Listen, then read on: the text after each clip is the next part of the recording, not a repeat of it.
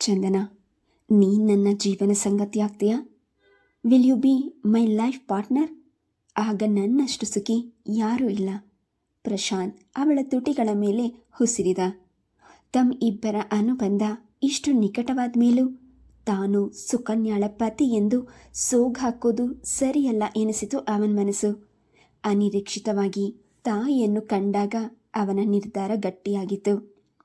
ಈಗ ಅವನು ತಾಯಿ, ತಂದೆ, ಬಂಧು ಬಳಗ ಎಂಬ ಸಂಬಂಧಗಳನ್ನು ಮೀರಿ ಹೋಗಿದ್ದ. ಯಾರ ಕಾರಣದಿಂದಲೂ ತನ್ನ ಸುಂದರ ಭವಿಷ್ಯವನ್ನು ಕಳೆದುಕೊಳ್ಳಲು ಅವನು ಸಿದ್ಧವಾಗಿರಲಿಲ್ಲ. ತನ್ನ ವರ್ತನೆಯಿಂದ ತಾಯಿಗೆ ಆಘಾತವಾಗಿದೆ ಎಂದು ಬಲ್ಲವನಾಗಿದ್ದ. ಆದರೂ ಮನಸ್ಸಿನಲ್ಲಿ ಇಷ್ಟು ದಿನಗಳು ಕೊರೆಯುತ್ತಿದ್ದ ಭಾವನೆಯನ್ನು ತಾಯಿ ಎದುರು ಬಿಚ್ಚಿ ನುಡಿದಾಗ ಅವನ ಮನಸ್ಸು ಶಾಂತವಾಗಿತ್ತು.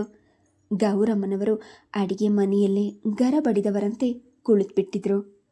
ಮೃದು ಮನಸ್ಸಿನ ಮೆಲು ಮಾತಿನ ತಮ್ಮ ಪ್ರಶಾಂತ್ ಇವತ್ತು ಯಾರ ಮನಸ್ಸಿಗೂ ಘಾಸಿ ಮಾಡಲು ಇಚ್ಛಿಸದ ತಮ್ಮ ಮುದ್ದು ಶಾಂತು ಇಂದು ಈ ನಿರ್ಧಾರ ಕೈಗೊಂಡಿರಬೇಕಾದ್ರೆ ಅವನ ಹೃದಯದಲ್ಲಿ ಎಂತಹ ಬಿರುಗಾಳಿ ಎದ್ದಿದೆ. ತಂದೆ ತಾಯಿಗಾಗಿ ತಮ್ಮ ಕರ್ತವ್ಯವೆಂದು ಹೆಣ್ಣೊಬ್ಬಳನ್ನು ಗಂಟು ಹಾಕಿದರೆ ತಮ್ಮ ಜವಾಬ್ದಾರಿ ಮುಗಿಯಿತೆ. ಸುಕನ್ಯಾ ಹಠ ಹಿಡಿದು ಬೆಂಗಳೂರಿನಲ್ಲಿ ಕುಳಿತಾಗ ಸೊಸೆ ಎಂಬ ಅಧಿಕಾರ ಉಪಯೋಗಿಸಿ ಅವಳನ್ನು ಮದ್ರಾಸಿಗೆ ಕಳುಹಿಸಿದ್ರೆ ಈ ದಿನ ಈ ಪರಿಸ್ಥಿತಿ ಒದಗಿ ಬರ್ತಿರಲಿಲ್ಲ. ತಮ್ಮ ಮಗ ದಾರಿ ತಪ್ಪಿ ಹೋಗುವವನಲ್ಲ ಎಂಬ ನಂಬಿಕೆಯಿಂದ ತಾವು ಎಲ್ಲ ಕೈ ಕಟ್ಟಿ ಕುಳಿತಿದ್ದೇ ತಮ್ಮದೇ ತಪ್ಪು.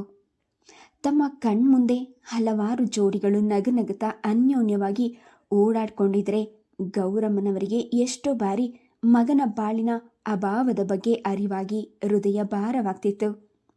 ಬೇರೆಯವರು ಯಾಕೆ, ತಮ್ಮ ದೊಡ್ಡ ಮಗ ಪ್ರಸನ್ನ, ರಜನಿ ಒಬ್ಬರಿಗೊಬ್ಬರು ಹೇಳಿ ಮಾಡಿಸಿದಂತಿಲ್ವೇ? ಹಿರಿಯರಾಗಿ ತಾವು ನಿಂತು ಜಾತಕ, ಗೋತ್ರ, ಮನೆತನವೆಲ್ಲ ನೋಡಿ ಮಾಡಿದ ಪ್ರಶಾಂತನ ಮದುವೆ ಯಾಕೆ ಈ ರೀತಿ ಪ್ರಯಾಸಗೊಂಡಿದೆ? ಗಂಡು ಹೆಣ್ಣಿನ ಪರಸ್ಪರ ಹೃದಯದ ಭಾವನೆಗಳನ್ನು ತೂಗುವಂತಿದ್ರೆ ಎಷ್ಟು ಚೆನ್ನಾಗಿರ್ತಿತ್ತು. ಇತ್ತೀಚೆಗೆ ಪ್ರೇಮ ವಿವಾಹಗಳು ಸಾಮಾನ್ಯವಾಗಿರೋದು ಇದೇ ಕಾರಣಕ್ಕೇನೋ. ಮಾಮಿ ಹೇಳಿದಂತೆ ಚಂದನಾಳದು ಪ್ರೇಮ ವಿವಾಹವೇ. ಪರಸ್ಪರ ಅರಿತು ಬೆರೆತರೂ ಅವರ ದಾಂಪತ್ಯ ಸಫಲವಾಗಲಿಲ್ಲ. ಋಣಾನುಬಂಧ ಪ್ರಶಾಂತ್ ಹಾಗೂ ಚಂದನರನ್ನು ಬೆಸೆದಿರುವಾಗ ಯಾವ ಕಾನೂನು ಸಂಪ್ರದಾಯ ಅವರನ್ನು ಬೇರ್ಪಡಿಸಲು ಸಾಧ್ಯ? ಅವರಿಗೆ ರಾತ್ರಿಯೆಲ್ಲ ನಿದ್ದೆ ಹತ್ತಲಿಲ್ಲ. ಶಾಂತು, ನಂದೊಂದು ಮಾತು ನಡೆಸ್ಕೊಡ್ತೀಯಾ? ಬೆಳಗ್ಗೆ ಎದ್ದಾಗ ಮಗನ ಕೈಗೆ ಕಾಫಿ ಕೊಡುತ್ತಾ ಗೌರಮ್ಮ ಕೇಳಿದರು. ಅದೇನು ಹೇಳಮ್ಮ? ಅವನು ಸರಳವಾಗಿ ನುಡಿದ. ನಾನು ಇವತ್ತೇ ಬೆಂಗಳೂರಿಗೆ ಹೋಗ್ತೀನಿ ಕಣೋ. ಸುಕನ್ಯಾಳ ಮನೆಗೆ ಹೋಗಿ ಅವಳಿಗೆ ಬುದ್ಧಿ ಹೇಳಿ ಮದ್ರಾಸಿಗೆ ಕಳುಹಿಸ್ಕೊಡ್ತೀನಿ. ನೀನು ಆದದ್ದೆಲ್ಲ ಮರೆತು ನಿನ್ನ ಹೆಂಡತಿ ಜೊತೆ ಸುಖವಾಗಿರೋ. ಪ್ರಶಾಂತ್ ಅವರನ್ನೇ ದೀರ್ಘವಾಗಿ ನೋಡ್ದ. ಅಮ್ಮ, ಹಾಗೆಲ್ಲ ನನ್ನ ಮಾತಿನಲ್ಲಿ ಕಟ್ ಹಾಕಬೇಡ. ಸುಕನ್ಯಾ ಯಾರ ಬಲವಂತಕ್ಕೂ ಇಲ್ಲಿಗೆ ಬರೋದು ನನಗೆ ಬೇಕಿಲ್ಲ. ನನ್ನ ಮನಸ್ಸಿನಲ್ಲಿ ಅವಳ ಸ್ಥಾನ ಎಂದೋ ಹಳಸೋಗಿದೆ. ನನಗೆ ಅವಳ ಜೊತೆ ಯಾವ ಅನುಬಂಧವೂ ಬೇಡಮ್ಮ. ನನಗೆ ನನ್ನ ಪಾಡಿಗೆ ಸುಖವಾಗಿರೋಕೆ ಬಿಟ್ಬಿಡು. ಹಾಗಂದ್ರೆ ಹೇಗೋ? ನಾಳೆ ಆಡ್ಕೊಳ್ಳೋ ಜನ ಸುಮ್ಮನೆ ಇರ್ತಾರಾ? ನೆಂಟರಿಷ್ಟರ ಮುಂದೆ ನಾವು ಹೇಗೆ ತಲೆ ಎತ್ಕೊಂಡು ತಿರುಗಾಡೋದು? ಇಲ್ಲಿ ನೀನು ಈ ಹುಡುಗಿನ ಹೀಗೆ ಮದುವೆ ಆಗ್ತೀಯಾ? ಅಲ್ಲಿ ನಿನ್ನನ್ನು ನಂಬ್ಕೊಂಡಿರೋ ಸುಕನ್ಯಾಳ ಭಾಳ ಹಾಳಾಗಲ್ವಾ? ಗೌರಮ್ಮ ಆವೇಶದಿಂದ ನುಡಿದ್ರು. ಸುಕನ್ಯಾ ನನ್ನನ್ನು ಯಾವತ್ತೂ ನಂಬ್ಕೊಂಡಿಲ್ಲಮ್ಮ. ನೀನು ತಪ್ಪಾಗಿ ತಿಳಿದಿದ್ಯಾ.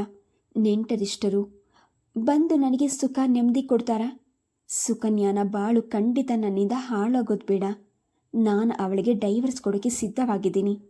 ನಾನು ಚಂದನ ಮದುವೆ ಆದಮೇಲೆ ನಿಮಗೆಲ್ಲ ತಲೆ ಎತ್ಕೊಂಡು ತಿರುಗಾಡೋದು ಕಷ್ಟ ಅನಿಸೋದಾದರೆ ನಾವಿಬ್ಬರೇ ಬೆಂಗಳೂರು ಕಡೆ ತಲೆನೇ ಹಾಕಲ್ಲ. ಈ ಊರಿನಲ್ಲೇ ನೆಮ್ಮದಿಯಾಗಿ ಇದ್ಬಿಡ್ತೀವಿ. ಮಗನ ಅಚಲ ನಿರ್ಧಾರ ಕಂಡು ಗೌರಮ್ಮನ ಕಣ್ಗಳು ಹನಿಗೊಂಡವು. ಹೆತ್ತವರನ್ನು ತೊರೆದು ಅವಳೊಡನೆ ಬಾಳೋದಾಗಿ ನಿಶ್ಚಯಿಸಿದ ಮೇಲೆ ಅವರ ಸಂಬಂಧ ಬೇರು ಬಿಟ್ಟು ನಿಂತಿದೆ ಎಂದು ಅರಿವಾಯಿತು. ಈಗ ಅವರಿಗಿದ್ದಿದ್ದು ಒಂದೇ ದಾರಿ. ಸುಕನ್ಯಾ ತನ್ನ ಕಿವಿಗಳನ್ನೇ ನಂಬಲಾಗಲಿಲ್ಲ. ತನ್ನ ಕೈ ಹಿಡಿದ ಪತಿ ಪ್ರಶಾಂತ್ ತನಗೆ ವಿಚ್ಛೇದನ ನೀಡುವಷ್ಟು ಮುಂದುವರೆದಿದ್ದಾನೆ. ಅವನಿಗೆ ಅಷ್ಟು ಧೈರ್ಯ ಬಂದದ್ದಾದರೂ ಎಲ್ಲಿಂದ? ತನ್ನಂತಹ ಚೆಲುವೆಯಾದ ಹೆಂಡತಿಯನ್ನು ತೊರೆದು ಚಂದನ ಎನ್ನುವವಳನ್ನು ವಿವಾಹವಾಗುತ್ತಾನಂತೆ. ಇದು ನಿಜವೇ?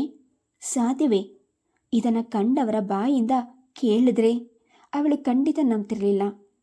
ಆದರೆ ಮನೆಗೆ ಫೋನ್ ಮಾಡಿ ಖುದ್ದಾಗಿ ಈ ಸಮಾಚಾರ ತಲುಪಿಸಿದವರು ತನ್ನ ಅತ್ತೆ ಗೌರಮ್ಮ. ಅವರಾದರೂ ಮಗನ ಬಗ್ಗೆ ಸುಳ್ಳು ಹೇಳಲು ಸಾಧ್ಯವೇ? ಇಲ್ಲ, ನೀವು ಸುಳ್ಳು ಹೇಳ್ತಾ ಇದ್ದೀರಾ. ಪ್ರಶಾಂತ್ ಎಂದಿಗೂ ಅಂತಹ ಕೆಲಸ ಮಾಡುವವರಲ್ಲ. ಸುಕನ್ಯಾ ಮೊದಲ ಬಾರಿಗೆ ಪ್ರತಿಭಟಿಸಿದಾಗ ಗೌರಮ್ಮ ಶಾಂತವಾಗಿಯೇ,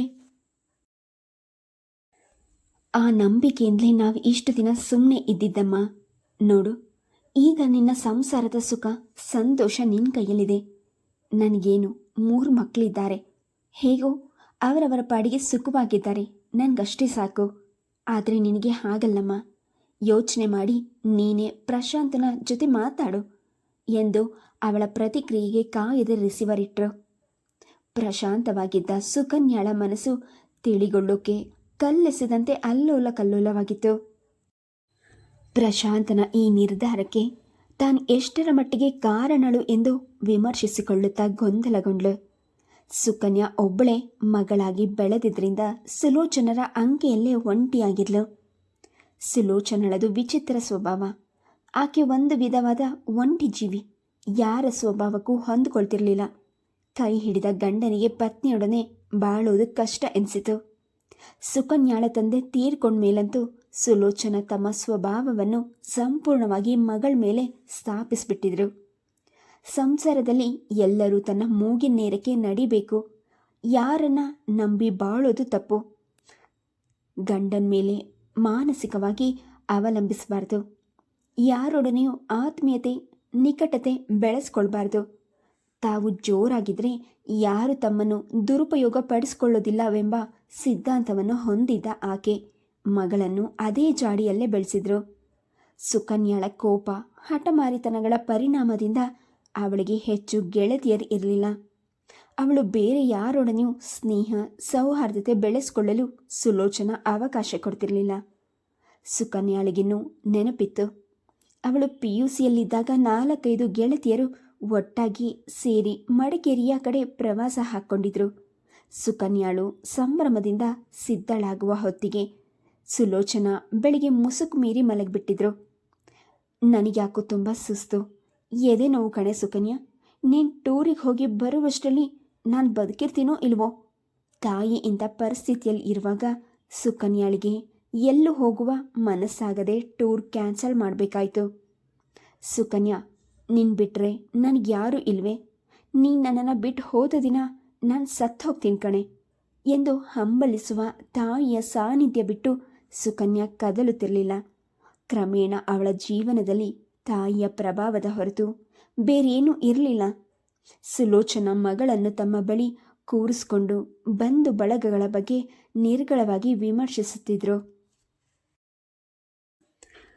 ಅವರು ಸರಿಯಾಗಿಲ್ಲ, ಇವರ ನೆಟ್ಟಿಗಿಲ್ಲ, ಅವರ ಮನೆಗೆ ಹೋಗಬೇಡ, ಇವರ ಜೊತೆ ಸೇರಬೇಡ ಎಂದು ಸುಕನ್ಯಾಳಿಗೆ ಯಾರೊಡನೆಯೂ ಸೌಹಾರ್ದತೆ ಬೆಳೆಯಲು ಅವಕಾಶ ಕೊಟ್ಟಿರಲಿಲ್ಲ.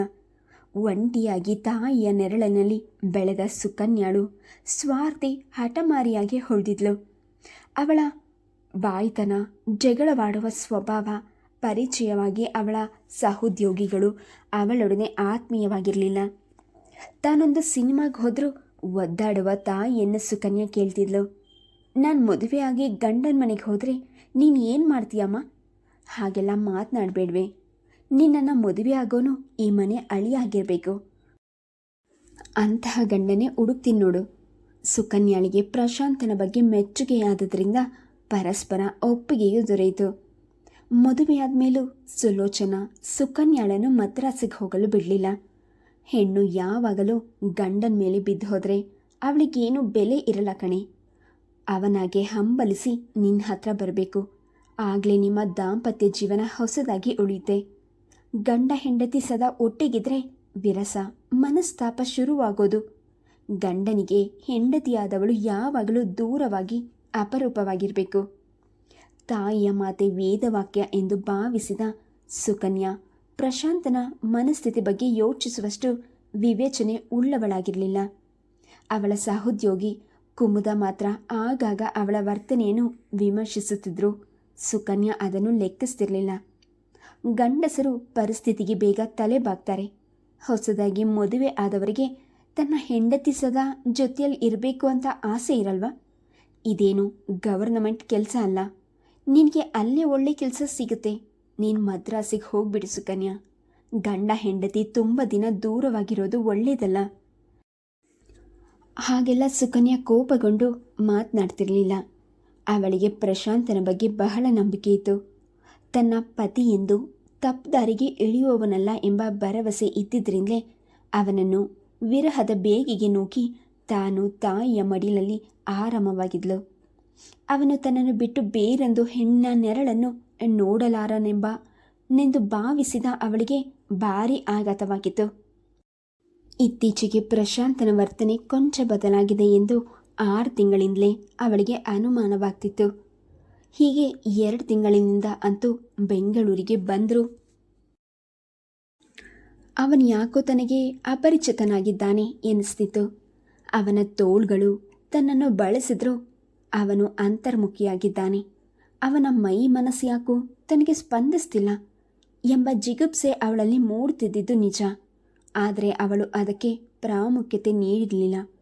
ದುಡಿಯುವ ಗಂಡಸಿಗೆ ಕಚೇರಿಯಲ್ಲಿ 108 ಸಮಸ್ಯೆಗಳಿರ್ತದೆ. ಹೇಳುವಂಥವರಾಗಿದ್ದರೆ ತಾನಾಗೆ ಹೇಳದೇ ಇರ್ತಿದ್ರೆ ಎಂದು ಸುಮ್ಮನಾಗ್ಬಿಡ್ತಿದ್ಲು. ಆದರೆ ಅದರ ಹಿನ್ನೆಲೆ ಹೀಗಿದೆ ಎಂದು ಅವಳು ಕನಸಿನಲ್ಲೂ ಎಣಿಸಿರಲಿಲ್ಲ. ಯಾರವಳು ಚಂದನ? ಹೇಗೆ ಪರಿಚಯ ಆದ್ಲು? ಅವರು ವಿವಾಹಿತರೆಂದು ಗೊತ್ತಿದ್ದು ಬಲೆಗೆ ಹಾಕೊಂಡ್ಲೆ. ಹೆಣ್ಣಿಗೆ ಹೆಣ್ಣೆ ಶತ್ರು ಎಂದು ಸುಮ್ಮನೆ ಹೇಳ್ತಾರೆಯೇ? ತನಗೆ ವಿಚ್ಛೇದನ ಕೊಡುವಷ್ಟು ಮುಂದುವರೆದಿದ್ದಾರೆಯೇ ಆ ಸಂಬಂಧ? ಅವಳಿಗೆ ಅರಿವಿಲ್ಲದೆ ಅವಳ ಕೈಗಳು ಮೃದುವಾಗಿ ಬಡಲನ್ನು ಸವರ್ಕೊಂಡಿತು. ಹೌದು, ಹೀಗೆ 2 ತಿಂಗಳಿನಿಂದ ಅವಳಿಗೆ ತಾನು ಗರ್ಭಿಣಿ ಎಂಬ ಶಂಕೆ ಇತ್ತು. ಅಮ್ಮ, ನನಗೆ ಇಷ್ಟು ಬೇಗ ಮಗು ಬೇಡ, ತೆಗೆಸ್ಬಿಡ್ತೀನಿ ಎಂದು ತಾಯಿಗೆ ಹೇಳ್ಕೊಂಡಿದ್ಲು. ನಿನ್ನ ಗಂಡನಿಗೊಂದು ಮಾತು ಹೇಳೆ. ಮೊದಲೇ ದುಮು ಅಂತ ಮುಖ ಇಟ್ಕೊಂಡು ಬರ್ತಾರೆ. ವಿಷಯ ಗೊತ್ತಾದರೆ ಅನಾಹುತ ಆದೀತು. ಆಮೇಲೆ ನಾನು ಹೇಳ್ಕೊಟ್ಟೆ ಅಂತ ನನ್ನ ಮೇಲೆ ಗೂಬೆ ಕೂರಿಸ್ತಾರೆ ನಿಮ್ಮತ್ತೆ ಮನೆಯಲ್ಲಿ. ಸುಲೋಚನಾ ಆಕ್ಷೇಪಿಸಿದಾಗ ಸುಕನ್ಯಾ ಹುಬ್ಗಂಟಾಕಿದ್ಲು. ಹೋಗಮ್ಮ, ಹೊರೋದು ನಾನು, ಹೆರೋದು ನಾನು, ಬೇರೆಯವರನ್ನ ಏನು ಕೇಳೋದು ಎಂದಿದ್ಲು. ಈಗ ಅವಳಿಗೆ ತನ್ನ ದಾಂಪತ್ಯ ಉಳಿಸ್ಕೊಳ್ಳಲಾದರೂ ಮಗು ಬೇಕಾಗಿತ್ತು. ಅದು ಒಂದೇ ಈಗ ಅವಳಿಗೆ ಶ್ರೀರಕ್ಷೆ.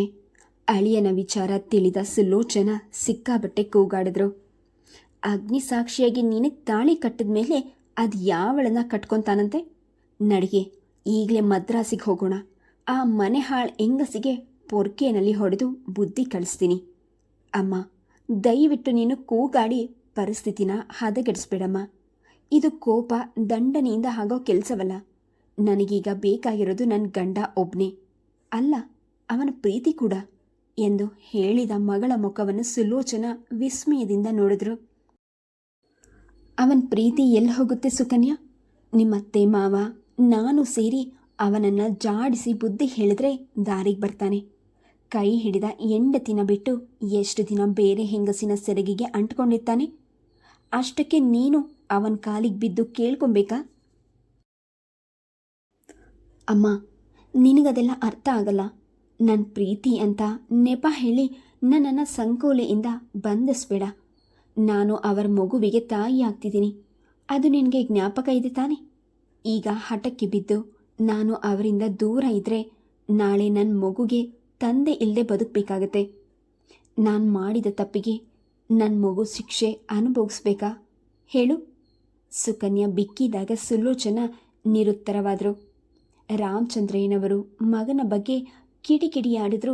ಸುಕನ್ಯಾ ಪುನಃ ಫೋನ್ ಮಾಡಿ ನಾವೆಲ್ಲ ಒಟ್ಟಿಗೆ ಮದ್ರಾಸಿಗೆ ಹೋಗಿ ಬರೋಣ ಬನ್ನಿ ಮಾವ ಎಂದಾಗ ಅಗ್ನಿ ಜ್ವಾಲೆ ಹೊಯ್ಯುವಂತಿದ್ದ ಅವರ ಕೋಪ ಹಿಮ್ಮಡಿಸಿತು. ನಿನಗೆ ನಮ್ಮ ಸಂಬಂಧ ಯಾಕೆ ಬೇಕಮ್ಮ? ನಾವು ಬುದ್ಧಿ ಹೇಳಿದಾಗ ಮುಖ ಮೂತಿ ನೋಡದೆ ದಬಾಯಿಸ್ತಾ ಇದೆಯಲ್ಲ. ಅವನು ಯಾವತ್ತು ದಾರಿ ತಪ್ಪು ಹೋದ್ನೋ ಆವತ್ತೇ ನನ್ನ ಪಾಲಿಗೆ ಇಲ್ಲವಾದ. ನೀನೇ ಹೋಗಿ ಅವನ ಜೊತೆ ಅದೇನು ಮಾತನಾಡ್ತೀಯೋ ಮಾತನಾಡು ಎಂದು ಫೋನ್ ಕುಕ್ಕಿದ್ರು. ಏನ್ರಿ, ಈಗ ನಾವು ಮಗ ಸೊಸೆಯರ ಸಂಬಂಧ ಸರಿಪಡಿಸ್ಬೇಕು. ಅದು ಬಿಟ್ಟು ನಮಗ್ಯಾವ ಸಂಬಂಧವೂ ಇಲ್ಲ ಅಂತ ಕೆಟ್ಟ ಮಾತನಾಡ್ತೀರಾ? ಗೌರಮ್ಮ ಕೇಳಿದಾಗ ಹೆಂಡತಿಯ ಮೇಲೆ ರೇಗ್ಬಿದ್ರು. ಏನೇ ಕಡಿಮೆ ಆಗಿದ್ದಾಳೆ ನಿನ್ನ ಸೊಸೆ? ಸಾಧ್ಯವಾದರೆ ಮದ್ರಾಸಿಗೆ ಹೋಗಿ ಗಂಡನ ಜುಟ್ಟು ಹಿಡಿದು ಎಳ್ಕೊಂಡು ಬರೋ ಛಾತಿ ಅವಳಿಗಿಲ್ವಾ? ಅವಳಮ್ಮ ಏನು ಕಡಲೆ ಪುಡಿ ತಿಂತಿದ್ದಾಳ? ಮಗಳ ಜೊತೆ ಹೋಗಿ ಬರಲಿ ಬಿಡು. ಇದ್ದಕ್ಕಿದ್ದಂತೆ ಗೌರಮ್ಮ ಸುಕನ್ಯಾ ಒಟ್ಟಿಗೆ ಮದ್ರಾಸಿಗೆ ಬಂದಾಗ ಪ್ರಶಾಂತ್ ಅದ್ಭುತವನ್ನು ಕಂಡಂತೆ ದಿಗ್ಭ್ರಾಂತನಾದ.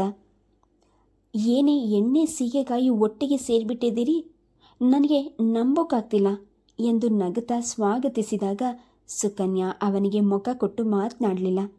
ಪ್ರಶಾಂತ್ ಅವಳ ವರ್ತನೆಯನ್ನು ನಿರೀಕ್ಷಿಸಿಯೇ ಇದ್ದುದರಿಂದ ನಿರ್ವಿಕಾರಕವಾಗಿ ತಾಯಿಯ ಕಡೆ ತಿರುಗಿ, ಸೊಸೆ ಪರವಾಗಿ ವಕಾಲತ್ ವಹಿಸ್ಕೊಂಡು ಬಂದಿದ್ಯಾ ಎಂದು ಕೇಳಿದಾಗ ಗೌರಮ್ಮ ನಿಷ್ಠುರವಾದ ದನಿಯಲ್ಲಿ ಜೋರಾಗಿಯೇ ನುಡಿದ್ರು.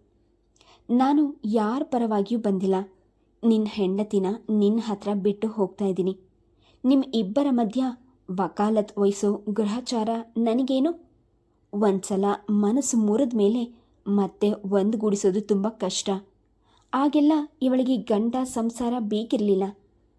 ಆಗ ನೀವ್ಯಾಕೆ ಇದೇ ರೀತಿ ಅವಳನ್ನು ಕರ್ಕೊಂಡು ಬರಬಾರ್ದಿತ್ತು? Please subscribe the channel, like and share. Thank you.